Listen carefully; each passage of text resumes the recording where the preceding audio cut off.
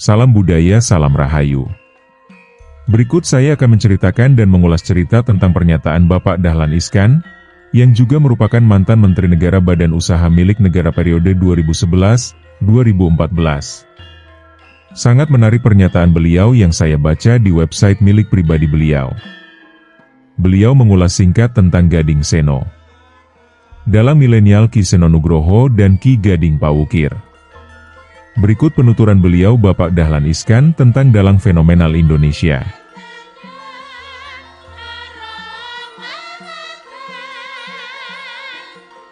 "6 hari di rumah sakit saya tidak menghidupkan TV sama sekali. Memang sudah hampir 5 tahun saya praktis tidak nonton TV lagi. Di sela-sela pemeriksaan oleh dokter, minum obat, infus, dan cuci celana dalam, saya punya hiburan sendiri. Nonton Seno Nugroho. Lucu sekali. Bisa membuat saya sering tertawa. Sehari saya bisa nonton 3 lakon. Masing-masing 2 jam. Durasi itu seperti film di Netflix yang bisa mendebarkan atau drakor yang bisa membuat pilu. Tertawa, hatta, lebih baik dari berdebar atau pilu untuk melawan COVID-19. Anda tentu sudah tahu, dalang Seno Nugroho baru saja meninggal dunia 3 bulan lalu. Masih relatif muda, 48 tahun. Penyebab, sakit jantung. Seno seperti Marilyn Monroe atau Elvis Presley, meninggal di saat top-topnya. Di puncak kejayaannya. Antara lain berkat infrastruktur modern, YouTube, live streaming, dan Wi-Fi. Umurnya pendek. Tapi dalang Seno telah bikin sejarah. Ia bukan tipe orang yang sekali mati berhenti. Senolah dalang pertama yang bisa ditanggap di order untuk show secara online. Lalu ia mendalang secara live streaming. Setelah itu diposting di YouTube. Yang menonton mengalahkan dalang siapapun di jagat raya, ada yang 800.000 lebih. Setiap kali YouTube-nya muncul, puluhan ribu yang mengakses. Lalu ratusan ribu. Padahal belum setahun. Mungkin ia hanya kalah dengan satu dalang kerusuhan. Saya memang membawa portable Wi-Fi ke rumah sakit. Jadi saya bisa bebas akses kemana saja. 2 hari lalu saya ikut seminar Zoom tentang ekonomi.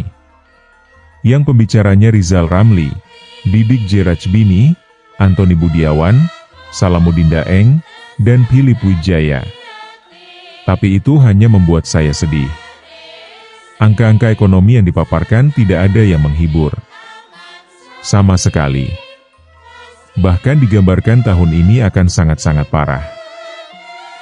Habis seminar saya langsung nonton Seno Nugroho lagi. Agar cepat tertawa lagi. Lakon yang saya pilih, Ontoseno Mencari Siapa Bapaknya. Rupanya itu lakon campuran. Dimix dengan lakon kawinnya Poncowolo bin Puntodewo dengan Dewi Pergiwati binti Arjuna. Perkawinan itu nyaris batal gara-gara Pandita Durna yang ingin menjodohkan Pergiwati dengan Lesmana yang banci, anak Raja Astina. Ayah Pergiwati pun membatalkan perkawinan itu. Ayah Poncowolo yang pendiam itu gemuruh hatinya. Sampai menjelma jadi raksasa sebesar 7 gunung jadi 1. Poncowolo sendiri hancur hatinya. Ia curhat ke Petruk, abdinya. Petruk cuek. Yang penting bukan Pergiwati yang memutus cinta, ujar Petruk. Begini saja.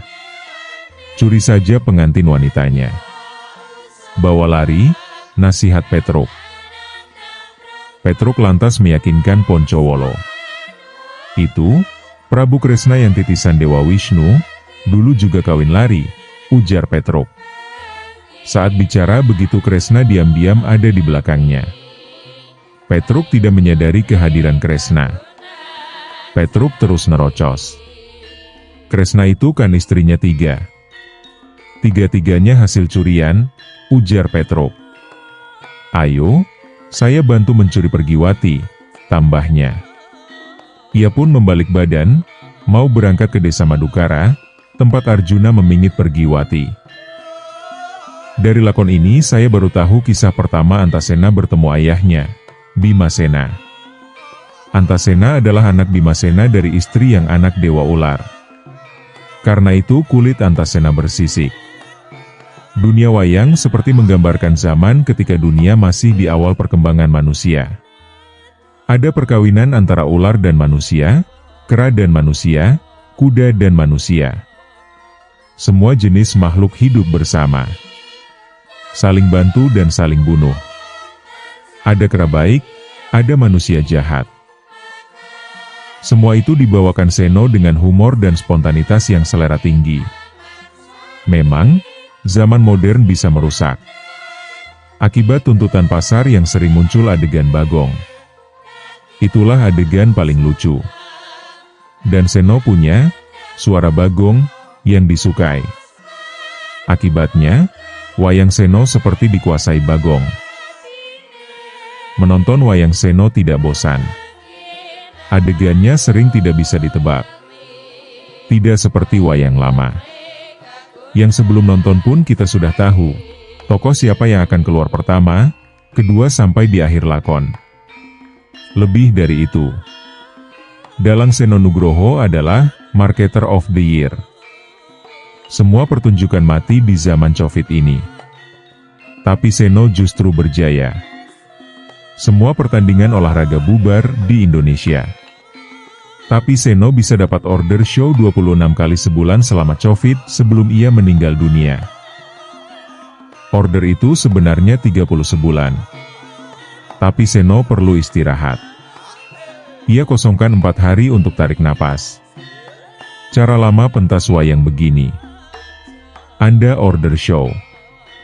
Biasanya harus datang sendiri ke rumah dalang. Disepakati tanggalnya. Seno lantas mengadakan show di tempat Anda. Di halaman rumah Anda. Atau di lapangan. Di pinggir jalan. Atau di gedung. Seno membawa semua gamelan, wayang satu peti, peralatan panggung, para penyanyi, sinden, para musisi, penabuh gamelan, dan pengeras suara. Menata semua itu perlu 1 hari tersendiri. Pertunjukan itu 1 malam suntuk. Sampai jam 5 pagi. Biayanya, sekitar 150 juta rupiah. Cara baru di saat Covid. Anda order lewat aplikasi. Tanggal disepakati. Anda diberi link dan password. Untuk nonton di handphone Anda. Atau di Smart TV Anda di rumah. Seno mendalang di rumahnya sendiri di Jogja. Selama 2 jam. Biayanya, 10 juta rupiah. Kalau Anda menginginkan penyanyi favorit Anda biayanya tambah 500 ribu rupiah. Kalau mau tambah 2 sinden 1 juta rupiah.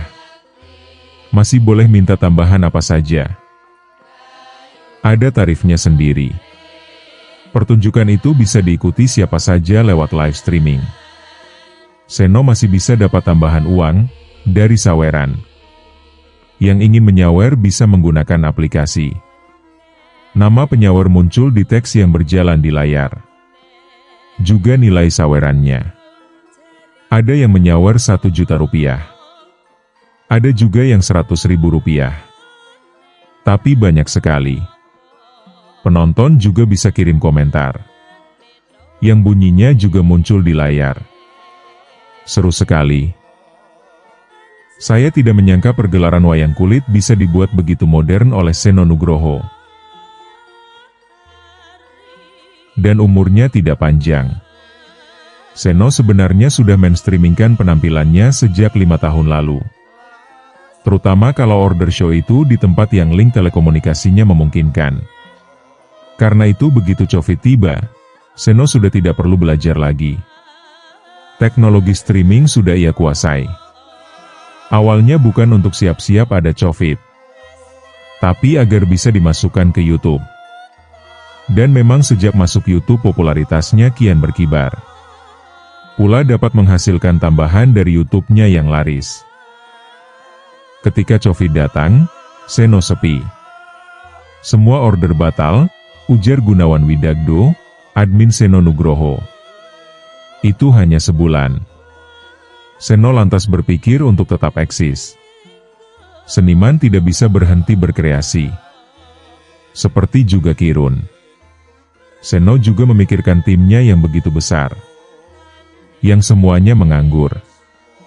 Maka ia mengajak tim untuk show di rumahnya saja. Disiarkan secara streaming. Rumahnya yang di dekat kali itu ada pendapanya. Disitulah gamelan disusun. Layar kelir dibentang. Bolo Seno, fans klub Seno diberitahu. Kalau kangen nonton wayang bisa lihat di aplikasi. Begitu diumumkan, order untuk show masuk terus. Antre, ujar Gunawan. Sampai pun Seno kelelahan. 5 bulan penuh kebanjiran order. Sampai ia meninggal dunia. Seno adalah dalang turunan. Ayahnya dalang kondang di Jogja, Dalang Suparman. Kakeknya juga dalang. Buyutnya pun dalang.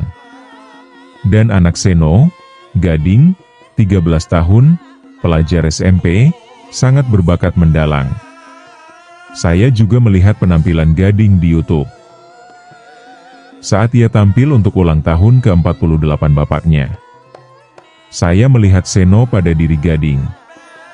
Terutama pikiran liarnya, spontanitasnya, improvisasinya, dan guyonannya. Sebenarnya Gading belum mau tampil. Pamannya lah yang mengajari Gading satu lakon. Diam-diam. Untuk dipersembahkan di ulang tahun sang ayah. Pertunjukan itu jadi digelar. Tapi sang ayah tidak sempat melihatnya. Dahlan Iskan. Berikut penuturan beliau Bapak Dahlan Iskan. Semoga menghibur. Terima kasih untuk para penggemar Mas Seno dan Mas Gading. Terima kasih juga untuk para penggemar channel Heru Nugroho Official. Dukung channel dengan cara subscribe, like, komen, share. Matur sembah nuwun. Salam budaya, salam rahayu.